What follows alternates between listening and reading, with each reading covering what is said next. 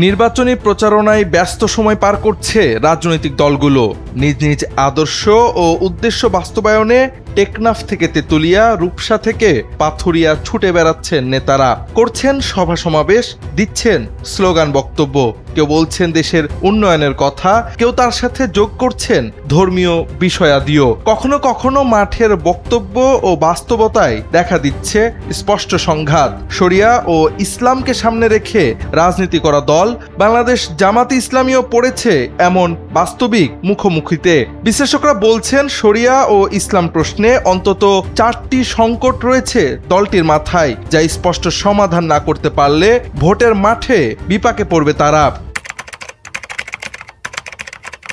ইসলাম প্রতিষ্ঠার রাজনীতির কথা বললেও নির্বাচনের মাধ্যমে ক্ষমতায় গেলে ইসলামী শরিয়া কায়েম করবে কিনা এই প্রশ্নের সোজাসাপটা কোনো উত্তর দিচ্ছে না জামাত।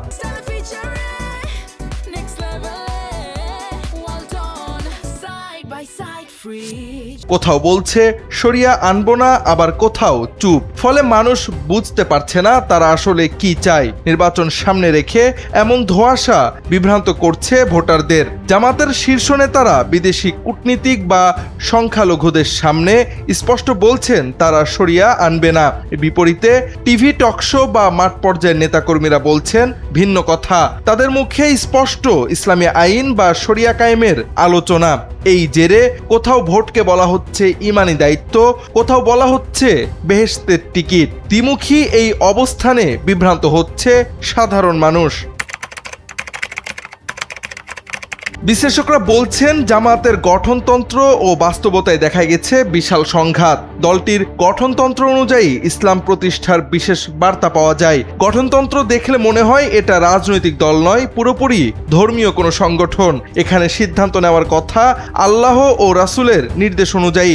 রুকন হতে হলে নিয়মিত নামাজি মুসলমান হতে হয়, অমুসলিম কেউ কখনো আমির হতে পারে না। কিন্তু বাস্তবতায় ডিপ্লোম্যাটদের সামনে রাষ্ট্রীয়ভাবে শরিয়া কায়েম করবে না বলছে তারা, যা এই গঠনতন্ত্রের সঙ্গে সাংঘর্ষিক।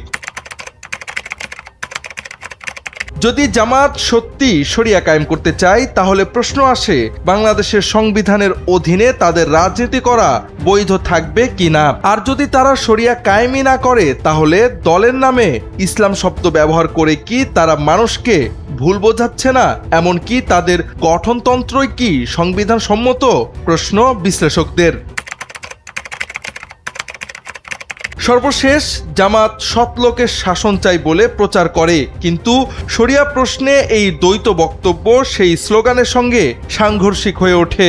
মানুষ সৎ নেতৃত্ব চায়, কিন্তু তার আগে চাই পরিষ্কার কথা, স্পষ্ট অবস্থান, যা এড়িয়ে গেলে জামাত শুধু আন্তর্জাতিক চাপেই নয়, দেশের সাধারণ ভোটারদের কাছেও হারাতে পারে বিশ্বাসযোগ্যতা।